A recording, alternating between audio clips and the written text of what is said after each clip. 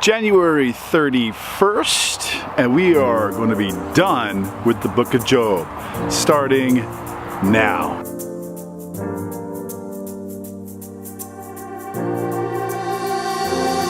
Hey everybody, welcome back again. Thanks so much for tuning in and going through this Through the Bible project with me.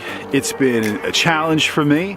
We're just about done our first month, last day of the first month of the year, so we're 1/12 of the way done the Bible. And if you've been tuning in at all, you've noticed that these are highlights of what we're going through with the scriptures. Highlights, high points, right? We're not going through verse by verse. I'm not reading to you everything that's in there, but I'm giving you just a bit of the gist, a taste. I'm hopefully whetting your appetite for you to get into the Word of God yourself and be blessed. We're going to be going through chapters 40, 41, and 42 today. It should be awesome. Okay, Job 40, well, we touched on it a little bit there yesterday, but it continues to be very interesting. This is God dealing with Job right now, and Job, well, he's humbled, and God is just coming at him with question after question after question, the whole purpose of which is to show Job just how much God can be trusted because he is so great. Now, it's all going to wrap up in a really interesting way, and these next few chapters are intriguing because there's giant beasts in these chapters. Yes, giant beasts. One's called Behemoth, one's called Leviathan. I have no idea what they are. They sound prehistoric. This book dates back a long time ago. Job seems to live till about 140 or plus years, so he's still living within that longevity, but not pre-flood longevity life. The description of these animals is just mind-blowing. Recommend reading the book yourself. Job is now going to have to prepare himself like a man again, because God says, now prepare yourself like a man. I will question you and you will answer me. I don't know if God really talks like that, but that's kind of how it goes in my mind. Would you indeed annul my judgment? Would you condemn me that you may be justified? Have you an arm like God? Or can you thunder like a voice like his? Then adorn yourself with majesty and splendor, and array yourself with glory and beauty. Disperse the rage of your wrath. Look on everyone who is proud and humble him. Look on everyone who is proud and bring him low. Tread down the wicked in their place. Hide them in the dust together. Bind their faces in the hidden darkness. Then I will also confess to you that your own right hand can save you. Now, what does that mean? Well, Job, are you as powerful as me? Are you like God? Do you have an arm like God? Usually the arm of God represents his strength, doesn't it? It's his strength. And it's his glory and it's his majesty. And he's saying, Job, are you arrayed like me? Can you make yourself come into a place of prosperity like that? Well, I can. Can you array yourself with glory, in an instant? No, but I can. Can you look out over all the earth and can you see those who are proud? And do you have the power to bring each one low? No, but I can. And if it were in your ability to do so, then I'll tell you what, you would also have been able to save yourself. But you couldn't. So therein lies the issue. You need to learn to trust me. In terms of creations that are absolutely majestic in nature, here's two of them. One, the behemoth. It says this, the behemoth I made along with you. Well, we know that human beings were made on the same day as animals. Not that human beings are animals, but human beings were made alongside them. Uniquely, entirely different. Humans are not animals.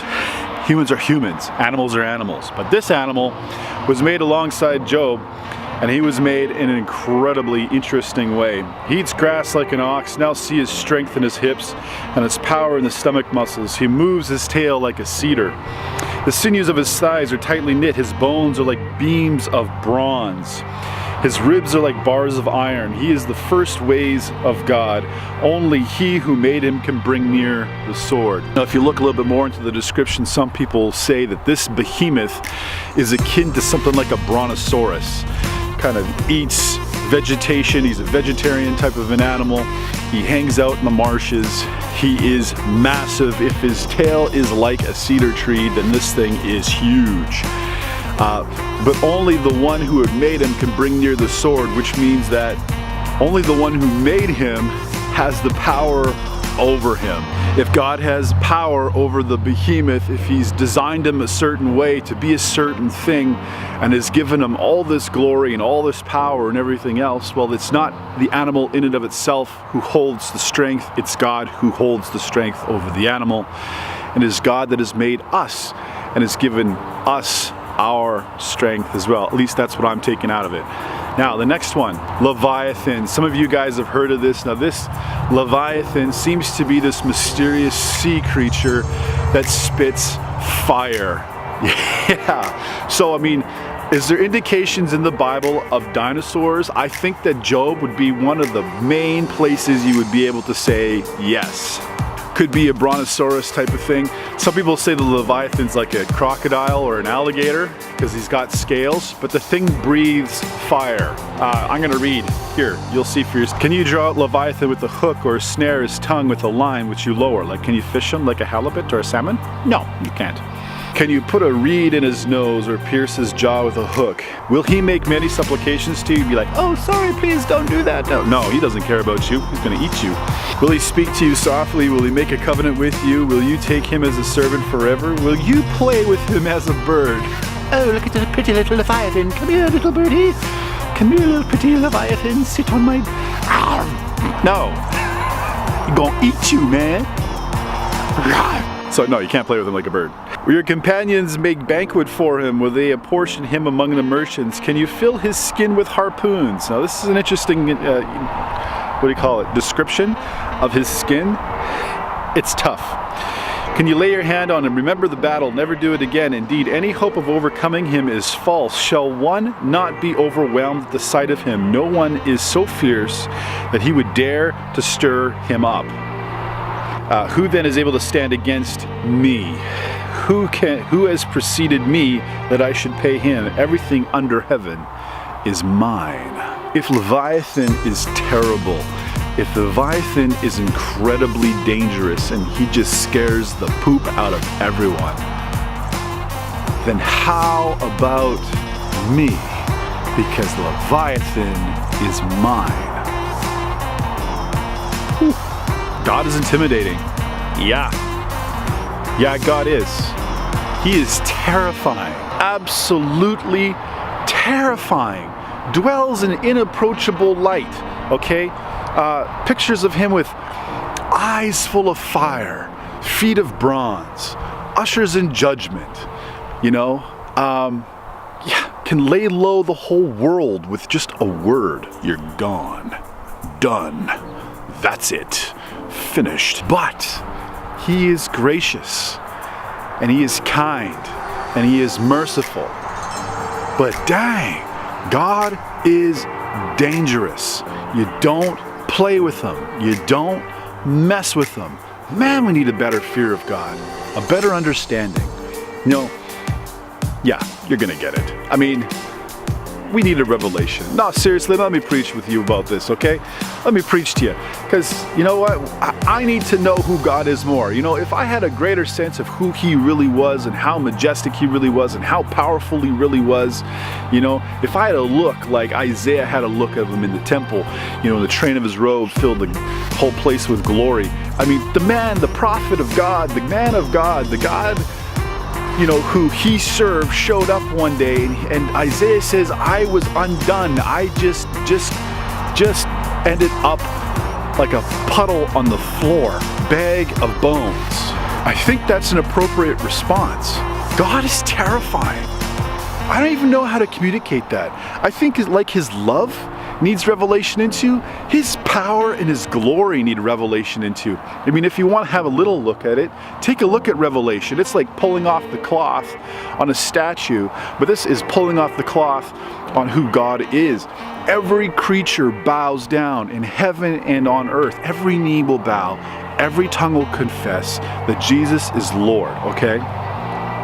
Because everyone's going to see that there is one creator of the whole entire universe, and God and Jesus and the Holy Spirit, those three in one are it. And we are simply the creation of their genius.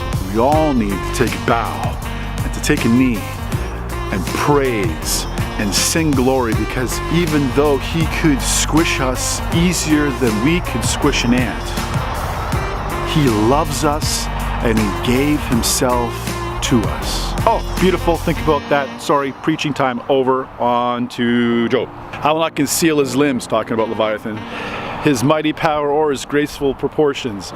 Who can remove his outer court, or who can approach him with the double bridle? Who can open the doors of his face with this terrible teeth all around? His rows of scales are his pride. He shuts up tightly with a seal. One is so near to another that no air can come between them. They are joined one to another. They stick together and cannot be parted. He sneezes flashes of light, and his eyes are like the eyelids of the morning. Out of his mouth go burning lights. Sparks of fire shoot out. Smoke goes out of his nostrils as from a boiling pot from burning rushes.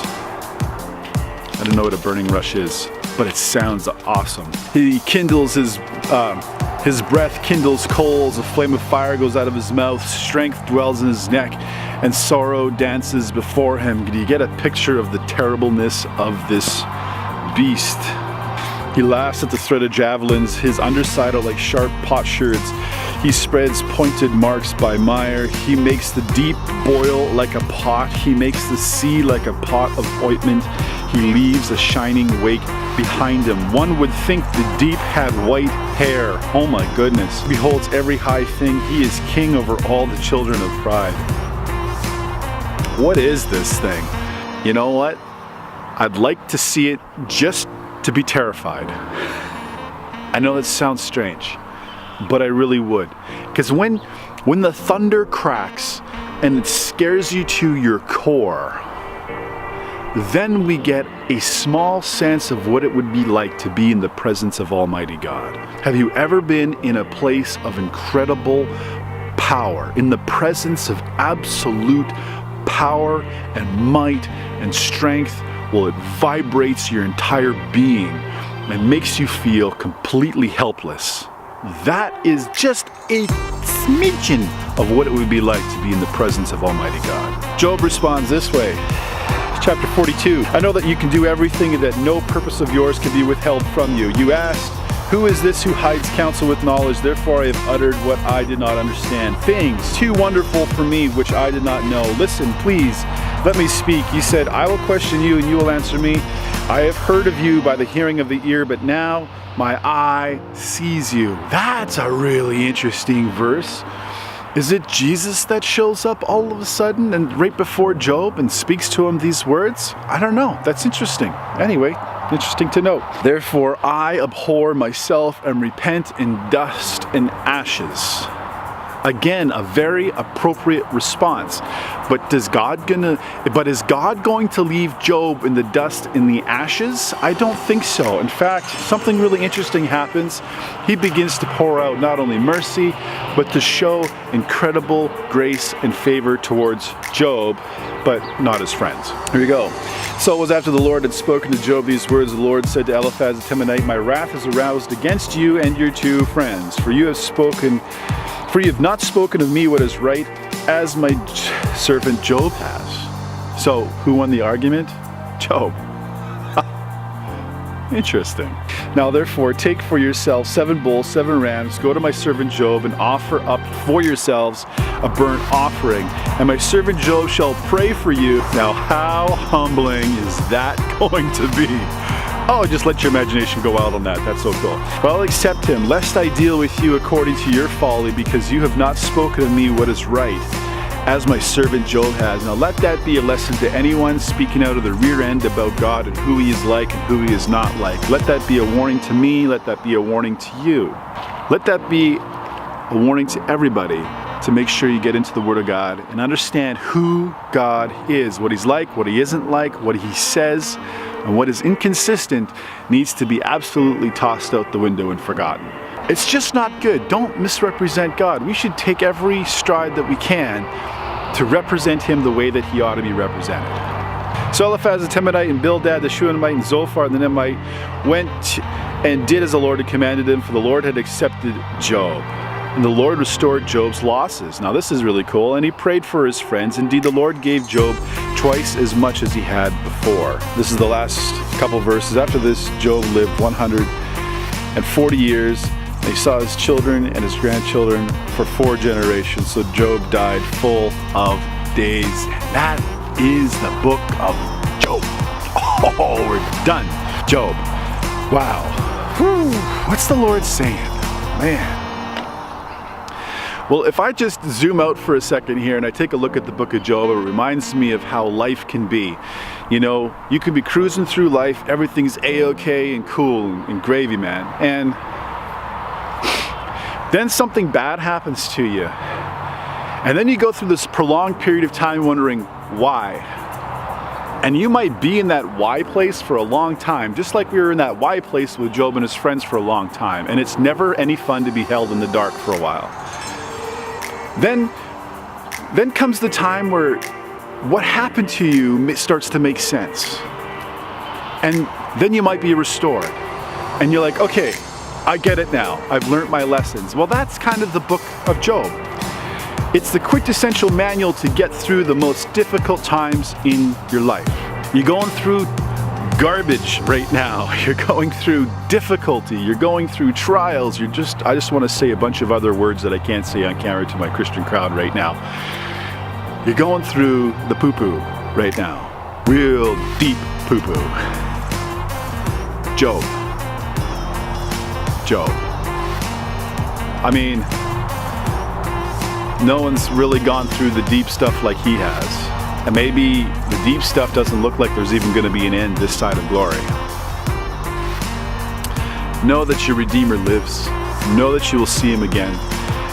And even if the difficulty doesn't end until you die, know this, that if you put your faith in Jesus, one day you'll have 100-fold more than you ever had here. Not that possessions are the thing, but the favor of God is the thing. How can we evoke the favor of God? Well, by believing in his Son. Simply put, trust in Jesus, give your life to him. You will become, oddly enough, an heir to the kingdom of God along with Jesus. What does that even mean? It's so beyond comprehension that eye is not seen, ear is not heard, nor it's entered into the heart of man or his imagination, the things that God hath prepared for those who love him. Yes, God is amazingly terrifying, but God is also equally amazingly gracious. Be on his good side. I'd hate to see what happens to anyone who remains on his bad side. Jesus loves you. I love you. Thank you so much for being patient. Surely to get through this book, you've had to have the patience of Job. God bless you. We'll see you tomorrow. Peace.